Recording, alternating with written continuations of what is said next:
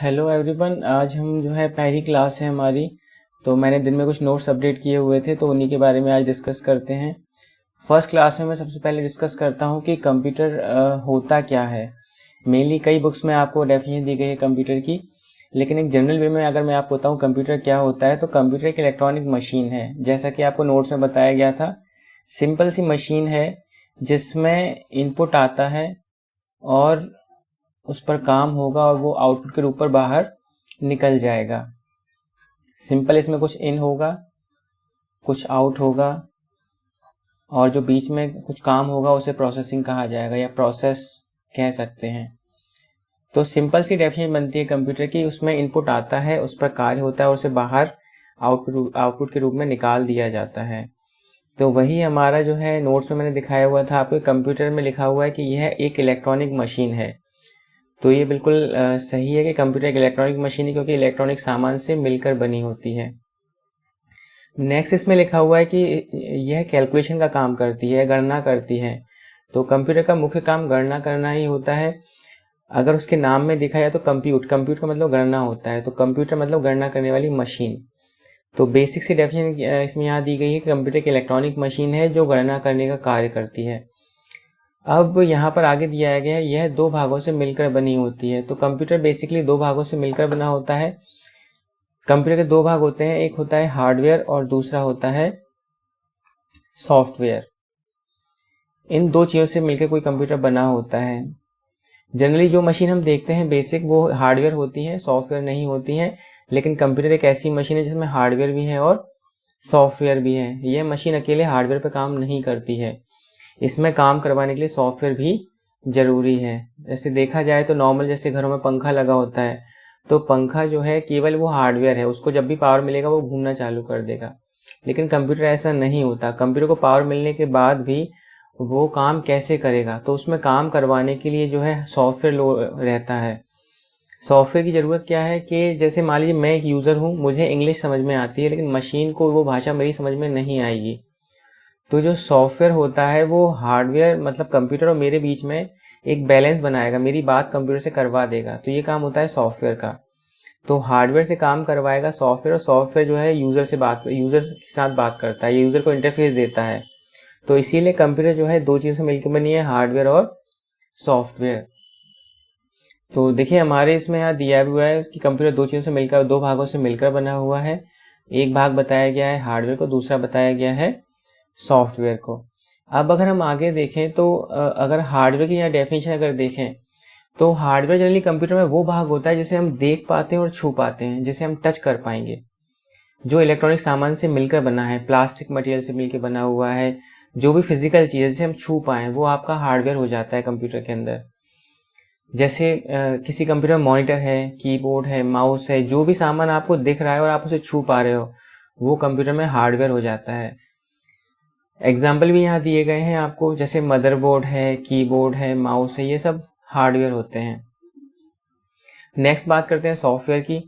तो किसी भी कंप्यूटर का ऐसा भाग जिसे हम देख तो पा रहे हैं, उसमें काम कर पा रहे हैं, लेकिन उससे हम छू नहीं पाएंगे। जैसे आप कंप्यूटर चलाएंगे तो आपको सामने विंडो नजर आएगी। विंडो एक ऑपरेटिंग सिस्टम होता है किसी कंप्यूटर में, और जैसे आप वर्ड में काम करते हैं तो आप उसे देख पाएंगे, स्क्रीन पर वो आपको दिखेगा, लेकिन आप उस सॉफ्टवेयर को भी टच नहीं कर पाएंगे। तो जो कंप्यूटर का नॉन फिजिकल भाग है जिसे आप छू नहीं सकते, वो आपका कहलाएगा वहां पर सॉफ्टवेयर। तो देखिए सॉफ्टवेयर के भी यहाँ पर एग्जाम्पल दिए गए हैं। जैसे विंडोज जो है वो एक सॉफ्टवेयर है, उसके बाद MS ऑफिस भी यहाँ बताया गया है, वो भी एक सॉफ्टवेयर है। तो एक बार फिर से समझ लेते हैं, कंप्यूटर का ऐसा भाग जिसे हम देख पा रहे हैं, छू पा रहे हैं, और जो फिजिकल भाग है कंप्यूटर का वो आपका कहलाएगा हार्डवेयर, जो इलेक्ट्रॉनिक सामान से मिलकर बना हुआ है। और सॉफ्टवेयर जो मशीन के अंदर काम कर रहा है, कंप्यूटर के अंदर काम कर रहा है, लेकिन आप उसे छू नहीं पाएंगे, केवल उसे देख पाएंगे और उसमें काम कर पाएंगे, तो वो आ जाता है सॉफ्टवेयर के अंदर। तो यहाँ से दो इंपॉर्टेंट बातें होती हैं कि कंप्यूटर के भौतिक भाग को क्या कहा जाता है। तो कंप्यूटर का भौतिक भाग हमेशा हार्डवेयर होता है, और अगर बात करी जाए कंप्यूटर के गैर भौतिक भाग की, नॉन फिजिकल कंपोनेंट की, तो जो गैर भौतिक भाग किसी कंप्यूटर का होता है वो सॉफ्टवेयर होता है।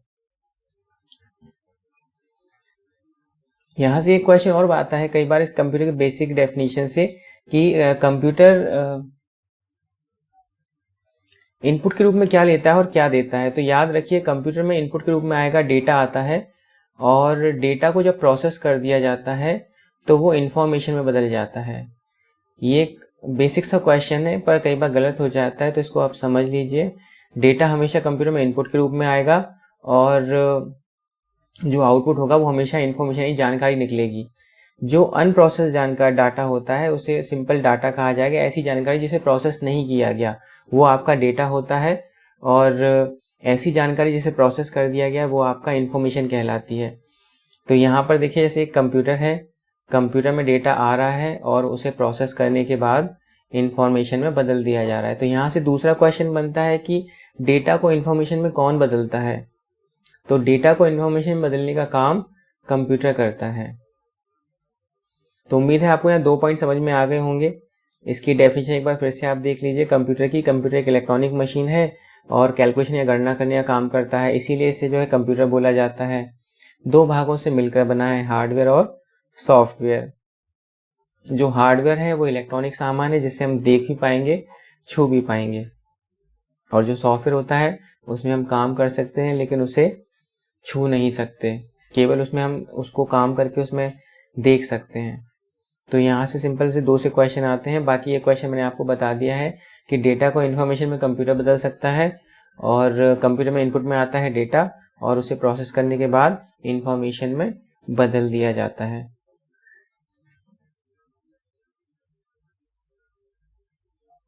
अब नेक्स्ट अगर बात करी जाए तो कंप्यूटर की वर्किंग का टॉपिक है कि कंप्यूटर काम कैसे करता है। तो देखिए, कंप्यूटर जो है, अभी मैंने आपको बताया इलेक्ट्रॉनिक मशीन है। तो कंप्यूटर की एक खासियत है कि कंप्यूटर में जो भी चीज़ होती है, जो भी काम होता है वो नंबर्स के अंदर होता है। आपने सुना भी होगा, एक शब्द आता है डिजिटल।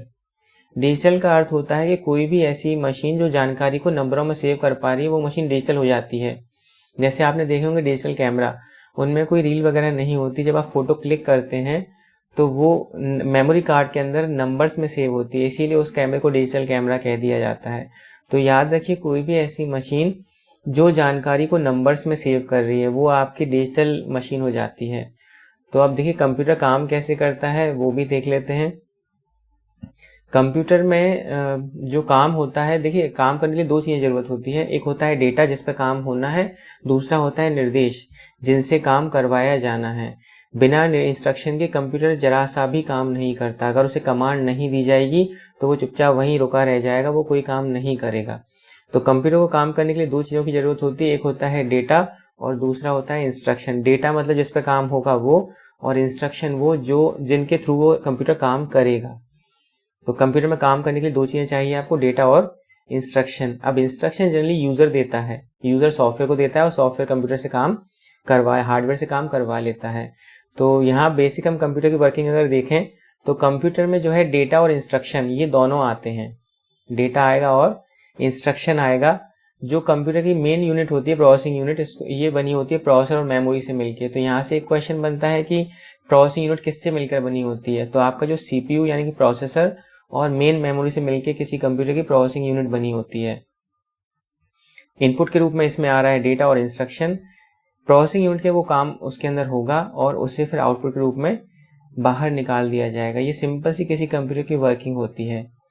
अगर किसी काम को, आउटपुट को अगर सेव करना है तो उस कंडीशन में कंप्यूटर्स में स्टोरेज का उपयोग किया जाता है। जब भी किसी काम को या आउटपुट को सेव करना होगा तो उसे फिर स्टोरेज में सेव कर दिया जाएगा। तो बेसिकली किसी कंप्यूटर में 4 तरह की यूनिट होती हैं। इनपुट यूनिट है, आउटपुट यूनिट है, प्रोसेसिंग यूनिट है और स्टोरेज यूनिट है।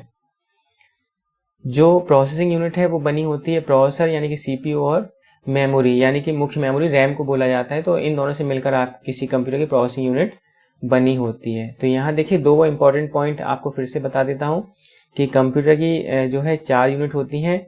Input unit, output unit, processing unit और स्टोरेज। प्रोसेसिंग यूनिट बनी होती है प्रोसेसर और मेमोरी से मिलकर। जो यूनिट कंप्यूटर के अंदर इनपुट देने का काम करती हैं वो कहलाती हैं इनपुट यूनिट, और जो यूनिट कंप्यूटर से आउटपुट लेकर आपको देती हैं, यूज़र को देती हैं, वो यूनिट होती है आउटपुट यूनिट। और जहां डाटा को परमानेंटली स्टोर कर दिया जाता है वो कंप्यूटर में हो जाती है स्टोरेज सेक्शन। तो इस तरीके से किसी कंप्यूटर का बेसिक वर्किंग होता है। आपके यहाँ एक और इम्पोर्टेंट चीज़ बता देता हूँ आपको कि कंप्यूटर भी नंबर्स में ही, सारा जानकारी नंबर्स में ही सेव करता है।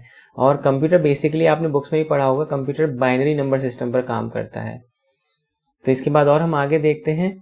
इसमें बताया गया है कंप्यूटर का जो मॉडल है, इसको आप समझ लीजिए, ये भी एक इम्पॉर्टेंट क्वेश्चन है। कंप्यूटर का जो वर्तमान मॉडल है, जिसमें आपको जो दिया गया है कि जैसे आप आजकल जिस सिस्टम पे काम करते हो उसमें हार्ड डिस्क भी होती है, इनपुट भी होता है, आउटपुट भी होता है, प्रोसेसिंग भी होती है। सबसे बड़ी बात कि डाटा को काम करने के बाद आप सेव कर सकते हो। तो ये जो वर्तमान कंप्यूटर मॉडल है, ये जो जिस कॉन्सेप्ट पे काम कर रहा है उसे बोला जाता है John von Neumann model. John von Neumann model. तो जो अभी अगर आपसे एग्जाम में क्वेश्चन पूछा जाता है कि वर्तमान कंप्यूटर मॉडल किस धारणा पर कार्य कर रहा है, तो आपका आंसर वहां पर लग जाएगा जॉन वॉन न्यूमन मॉडल।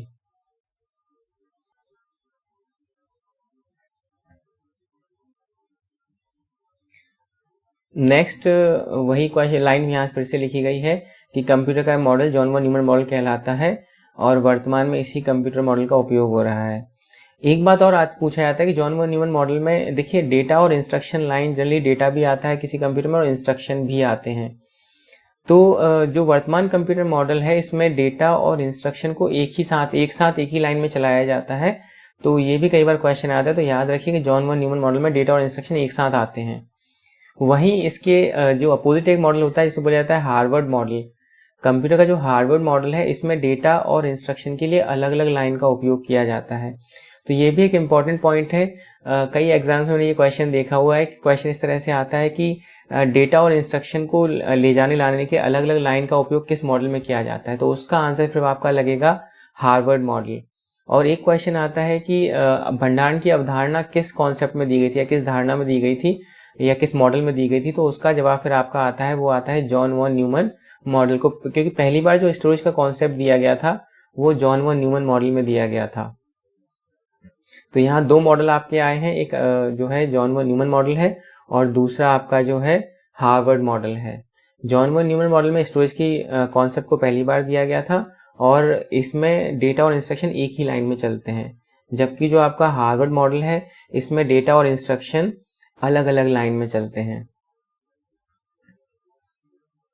अब ये एक आपके सामने बहुत ही फेमस डायग्राम है, क्योंकि ये आपको याद अच्छे से करना है, क्योंकि जितने बहुत सारे सेक्शन आएंगे जिसमें आपको ये बार बार यही मॉडल आपको याद रखना पड़ेगा। तो देखिए जैसे कंप्यूटर की बेसिक वर्किंग कैसी होती है, कंप्यूटर में काम होता है हमेशा प्रोसेसर के अंदर यानी कि सीपीयू के अंदर, और जो डाटा रखा होता है वो हमेशा होता है हार्ड डिस्क के पास। अब इन दोनों के बीच में स्पीड को मेंटेन करने के लिए एक तेज मेमोरी यूज होती है जिसे बोला जाता है रैम, रैंडम एक्सेस मेमोरी। तो कंप्यूटर की जब भी मेन मेमोरी की बात आएगी तो हम हमेशा रैम को पहचानेंगे। रैम मतलब मेन मेमोरी हमेशा रैम के नाम से जानी जाती है। और हार्ड डिस्क आपका है, तो जब भी कंप्यूटर में काम होता है तो हार्ड डिस्क से डाटा जाता है रैम के पास और रैम से जाता है प्रोसेसर के पास, और काम होने के बाद वापस प्रोसेसर से डाटा आता है रैम के पास और रैम से जाता है हार्ड डिस्क के पास। तो कुल मिला के यहाँ पर जो रैम होती है वो काम कर रही है प्रोसेसर और हार्ड डिस्क के बीच में। ये कॉन्सेप्ट मैं आपको मेमोरी में और आगे क्लियर करूंगा अच्छे से, लेकिन अभी हाल फिलहाल आप इतना याद रख लीजिए कि कंप्यूटर में जो काम होता है वो हार्ड डिस्क में डाटा हमेशा सेव रहता है, वो जाएगा रैम के पास, रैम से जाएगा प्रोसेसर के पास, और जब काम वापस पूरा हो जाएगा तो वापस जो प्रोसेसर से डाटा आएगा रैम के पास और रैम से आएगा हार्ड डिस्क के पास। यही काम कंप्यूटर में लगातार चलता रहता है। तो यही वो चीज़ यहाँ पर समझाई गई है कि कंप्यूटर में डेटा और जो सॉफ्टवेयर हार्ड डिस्क पर होते हैं जिन्हें रैम में लिया जाता है और रैम से प्रोसेसर को दिया जाता है।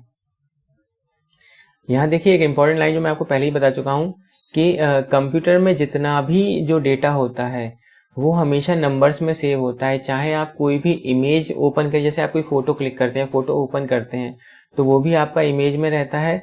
ऑडियो भी आपका जो जैसे आप कोई सॉन्ग सुन रहे हैं तो वो भी कहीं ना कहीं नंबर्स में है, और जो वीडियो है वो भी नंबर्स में सेव होते हैं। कंप्यूटर का ओवरऑल जितना भी डेटा होता है वो नंबर्स में होता है। कंप्यूटर हर डेटा को नंबर्स में, क्योंकि देखिए आपको मैंने अभी एक बेसिक सा कॉन्सेप्ट बताया कि कंप्यूटर जो है एक गणना करने वाली मशीन है। अब गणना कैसे करेगी? गणना कोई मशीन तभी कर सकती है जब उसको नंबर दिए जाए गणना करने के लिए, कैलकुलेशन करने के लिए। तो कंप्यूटर में जितना भी काम होता है वो आपका होता है नंबर्स पर। जो डाटा सेव है वो भी नंबर्स पर है, जो आप इंस्ट्रक्शन दोगे वो भी नंबर्स के थ्रू जाएगा, और जो आउटपुट निकल के आएगा वो भी नंबर्स के थ्रू आएगा। तो ओवरऑल इसमें जितना भी काम होगा वो नंबर्स पर होगा। तो आगे बात करते हैं नंबर सिस्टम की। यहाँ पर अगला पॉइंट आया हुआ है। तो देखिए नंबर सिस्टम बेसिकली यहाँ पर जो है मैं आपको 4 तरह के बता रहा हूँ। एक होता है डेसिमल। डेसिमल यानी कि जिस नंबर सिस्टम को हम लोग यूज करते हैं, जैसे हम लोग अपनी जितना भी नंबर्स हमें लिखना होता है हम 0 से लेकर 9 तक में लिखते हैं। तो इसमें देखा जाए तो टोटल 0 से लेकर 9 तक 10 डिजिट हो जाते हैं, इसलिए इसे बोला जाता है डेसिमल नंबर। जिस नंबर सिस्टम में जितने अंक होते हैं उसे उसका बेस भी कहा जाता है। जैसे यहाँ देखिए आपको जो डेसिमल नंबर सिस्टम है इसका बेस यहाँ पर 10 दिया गया है। 10 का मतलब होता है कि डेसिमल नंबर सिस्टम में 10 अंक होते हैं। ऐसे ही दूसरा जो नंबर सिस्टम है इसे ऑक्टल बोला जाएगा। ऑक्टल में का बेस 8 होता है। 8 मतलब इसमें नंबर्स होते हैं 0 से लेके 7 तक। नेक्स्ट आपका जो नंबर सिस्टम है वो है हेक्साडेसिमल। इसमें 16 नंबर होते हैं, 16 डिजिट होते हैं, 0 से लेके 9, और 9 के बाद इसमें E से लेके F तक के अल्फ़ाबेट आते हैं, इसलिए एक स्पेशल जो है हेक्साडेसिमल नंबर है। इसके बाद जो होता है बाइनरी। बाइनरी में केवल 2 अंक होते हैं, 0 और 1। बाइनरी में केवल 2 अंक होते हैं, 0 और 1। कभी कभी एग्जाम में पूछ लिया जाता है डियो डेसिमल क्या होता है। तो डियो मतलब 2, डेसिमल मतलब 10, तो टोटल इसमें 12 का बेस हो जाता है। तो यहाँ आपको जो समझना है वो ये है कि जिस नंबर सिस्टम में जितने अंक होते हैं उसे उसका बेस कह दिया जाता है। जनरली हम 2 नंबर सिस्टम बहुत ज़्यादा देखते हैं, एक डेसिमल जो इंसान यूज़ करता है और बाइनरी जो कंप्यूटर यूज़ करता है। तो देखिए कंप्यूटर का नंबर सिस्टम बाइनरी है, तो कंप्यूटर में जो भी डाटा आपका होता है वो केवल 0 और 1 में ही सेव होता है। ये आप समझ लीजिए अच्छे से, क्योंकि चाहे मूवी हो, चाहे कोई ऑडियो हो, वीडियो हो, ये सारा का सारा डेटा आपका हमेशा नंबर्स में सेव होता है किसी कंप्यूटर के अंदर। और कंप्यूटर का नंबर सिस्टम होता है बाइनरी। नेक्स्ट कुछ बेसिक पॉइंट मैं आपको और यहाँ पर क्लियर करा रहा हूँ। देखिए यहाँ पर जैसे एसी और डीसी पावर की बात की गई है, ये कुछ बेस है आज जो मैं आपको केवल बेसिक बताना चाह रहा हूँ, जिससे आपका जो थोड़ा बहुत बेस जैसे कभी समझ में नहीं आता या कभी उसके बारे में सुना ही नहीं है, तो थोड़ा सा बेस आपका क्लियर हो जाएगा। तो इसीलिए मैं पहली क्लास हमेशा बेस की जरूर पढ़ाता हूँ। तो देखिए यहाँ पर अगला पॉइंट जो आया वो एसी और डीसी पावर का आया हुआ है। आप में से बहुत से लोग जानते होंगे एसी और डीसी पावर क्या होता है, पर फिर भी मैं आपको बता देता हूँ। जो घर के अंदर जो आपकी लाइट आती है, जो बिजली आती है, वो आपका हमेशा एसी पावर होता है, जिसे बोला जाता है अल्टरनेटिंग करंट, प्रत्यावर्ती धारा बोला जाता है। लगभग घरों में 220 वोल्ट की जो है पावर आता है, और इसकी जो वेव होती है हमेशा साइन वेव होती है, इस तरीके से ऊपर और नीचे साइन वेव इसको बोला जाता है। तो ये आपका घरों में आता है, एसी करंट होता है। इसके बाद सेकंड होता है डीसी पावर, इसको बोलते हैं डायरेक्ट करंट या दिष्ट धारा भी बोला जाता है। जो आप कभी भी किसी बैटरी से जो पावर आपको मिलेगा वो हमेशा जो है डीसी पावर होगा। एसी जो घरों में आता है वो, और डीसी आता है जो आपको किसी बैटरी से मिलता है। दोनों पावर में अंतर होता है। देखिए तो यहाँ से देखिए 2 सिंपल से क्वेश्चन आते हैं कि एसी को डीसी में कौन बदल सकता है। तो देखिए यहाँ पर जैसे एसी को डीसी में कौन बदल सकता है, तो यहाँ पर देखिए आपको कंप्यूटर के अंदर एक पावर सप्लाई लगी होती है, जिसे एसएमपीएस बोला जाता है। एसएमपीएस का मतलब होता है switch mode power supply. Computer हमेशा डीसी पावर पे काम करता है अंदर, लेकिन आप बाहर जब भी उसमें लगाते हैं तो आप एसी पावर देते हैं।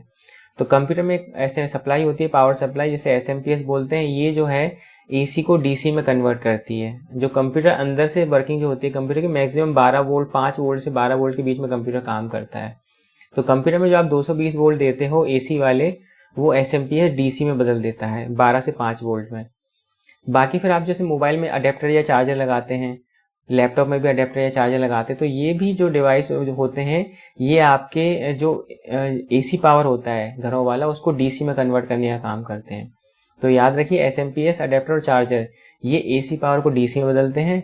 उसी के अपोजिट एक क्वेश्चन आता है कि डीसी को एसी पावर में कौन बदलता है। तो आपने देखा होगा घरों में इन्वर्टर लगे होते हैं, जब लाइट चली आती है तो बैटरी से पावर लेके उसको एसी में कन्वर्ट करके आपके घरों के जो अप्लायंसेस होते हैं उनको चला देते हैं। तो हमेशा इन्वर्टर सर्किट जो होता है वो डीसी को एसी पावर में बदलता है। तो ये भी एग्जाम में कई बार मैंने क्वेश्चन देखा, इसलिए मैंने यहाँ पर आपको बता दिया ये। इसके बाद बात करते हैं जो हमारा नेक्स्ट पॉइंट है, पार्ट्स ऑफ अ कंप्यूटर। किसी कंप्यूटर में कितने पार्ट्स होते हैं जिन पर वो काम करता है। तो देखिए यहाँ पर बहुत सारे पार्ट्स यहाँ पर लिखे हुए हैं, मैं आपको एक एक करके समझा देता हूँ। सबसे पहला जो किसी कंप्यूटर का पार्ट इंपॉर्टेंट होता है वो होता है सेंट्रल प्रोसेसिंग यूनिट, जिसे बोला जाता है CPU। अब आप कहेंगे CPU तो पूरा, जो कई लोग बोलते हैं कि CPU पूरा वो बॉक्स होता है जिसको आप मॉनिटर से अटैच कर देते हो, तो आपकी जानकारी के लिए बता दूं वो CPU नहीं होता। वो केवल जो उससे वो कैबिनेट होती है जिसमें सारा सामान रखा जाता है। बाकी जो जो प्रोसेसर या CPU होता है वो किसी कंप्यूटर में मदरबोर्ड पर लगा होता है। तो जो प्रोसेसर है किसी कंप्यूटर का मुख्य भाग है, इसे किसी कंप्यूटर का दिमाग या मस्तिष्क भी कहा जाता है। सेकंड जो पार्ट होता है इंपॉर्टेंट, वो होता है मदरबोर्ड। वो पार्ट होता है मदरबोर्ड। तो देखिए मदरबोर्ड क्या करता है कि जितना भी कंप्यूटर का सामान होता है वो आपका जो लगा होता है किसी कंप्यूटर में, वो लगा होगा मदरबोर्ड पर लगा होता है। तो सेकंड जो आपका पार्ट होगा कंप्यूटर का इंपॉर्टेंट, वो हो जाएगा मदरबोर्ड। इसके बाद थर्ड जो पार्ट होता है इंपॉर्टेंट, वो होती है रैम। तो मैंने अभी आपको बताया कि प्रोसेसर और जो हार्ड डिस्क है उसके बीच में जो काम कर रहा था वो आपका रैम हो गया, मुख्य मेमोरी होगी। तो ये भी एक इम्पॉर्टेंट पार्ट होता है किसी कंप्यूटर का। उसके बाद बात करते हैं हार्ड डिस्क की। तो कंप्यूटर में आप जितना भी डाटा सेव करते हो वो आपका हार्ड डिस्क पर जाके सेव होता है। तो एक हार्ड डिस्क इंपॉर्टेंट पार्ट हो गया किसी कंप्यूटर का। इसके बाद कैबिनेट असेंबली, जिस बॉडी में पूरा सामान कसा जाता है वो। उसके बाद मॉनिटर, आप अगर काम करेंगे कंप्यूटर पे तो आउटपुट देखेंगे कहाँ, तो मॉनिटर किसी कंप्यूटर में ज़रूरी है। इसके अलावा कीबोर्ड और माउस, ये सारे पार्ट्स से मिलके एक कंप्यूटर चलने वाली स्थिति में आ जाता है। तो कम से कम इतने पार्ट्स तो आपके पास किसी कंप्यूटर में होने ही चाहिए। इसके अलावा भी कंप्यूटर में कई सारे पार्ट जोड़े जाते हैं, वो ज़रूरत के हिसाब से लगाए जाते हैं। जैसे प्रिंटर है या स्कैनर है, ये ज़रूरी नहीं है, कंपलसरी नहीं है कि कंप्यूटर को चलाने के लिए लगाए ही जाएं, लेकिन यूज़र अपनी ज़रूरत के अनुसार उनको लगा सकता है।